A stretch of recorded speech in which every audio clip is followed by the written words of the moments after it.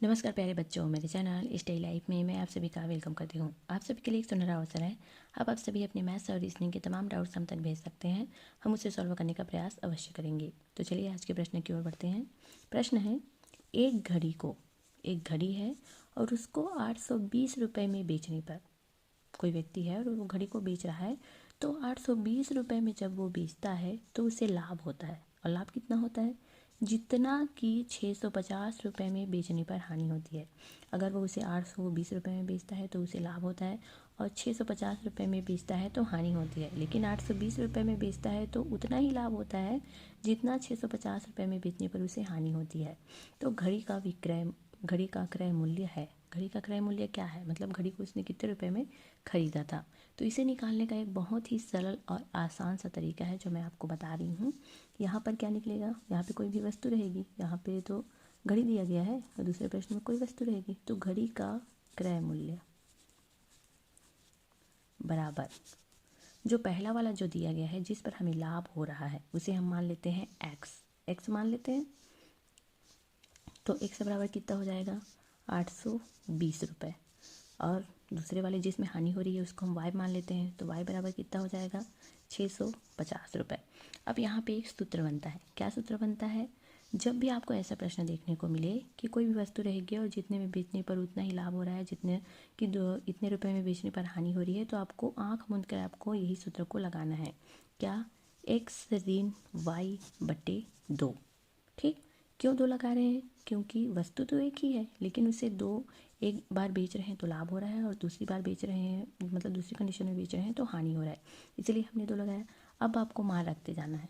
क्या मान रखेंगे? एक्स बराबर कितना है? 820 ऋण वाई बराबर 650 बटे कितना कर देंगे? 2। अब इसको हम घटाते हैं। क्या आएगा? 0 में से 0 घटेगा तो 0। उसके बाद यहाँ से ये 12 बन गया। 12 में से 5 घटाएंगे तो बचेगा यहाँ पे 7, और यहाँ से ये है 7 बन गया। 7 में से 6 घटाएंगे तो 1। तो ये हो गया हमारा कितना? 170। और अच्छे से देख लेते हैं। ये 0 0, ये 12 में से 5 गया तो 7, और ये 7 बन गया तो 7 में से 6 गया 1, और यहाँ पे रहेगा ये कितना? 2। अब 2 से हम इसको डिवाइड करते हैं तो कितनी बार में जाएगा? 2 1 कम 2, और 2 अट्ठे 16, 2 अट्ठे 16 हुआ, और यहाँ पे 1 बन गया तो कितना हो जाएगा? 2 पंचे 10। अब देखिए यहाँ पे कितने रुपए आया है? 85 रुपये। लेकिन ये आपका आंसर नहीं है। अब 85 रुपये को आपको क्या करना है? यहाँ पर दोनों कंडीशन में बनेगा। कैसे? या तो आप जिस पर लाभ हो रहा है उसमें से उसको घटा दीजिए, या फिर जिसमें हानि हो रहा है उसमें आप इसको जोड़ दीजिए। ये वाला जहाँ पे जो आया है, हम दोनों तरीके से करके देखते हैं। 820 रुपये में बेचने पर उसे लाभ हो रहा था, तो हम 820 में से 85 घटा देते हैं। ये देखिए 820 में से हम 85 घटाएंगे तो कितना आएगा?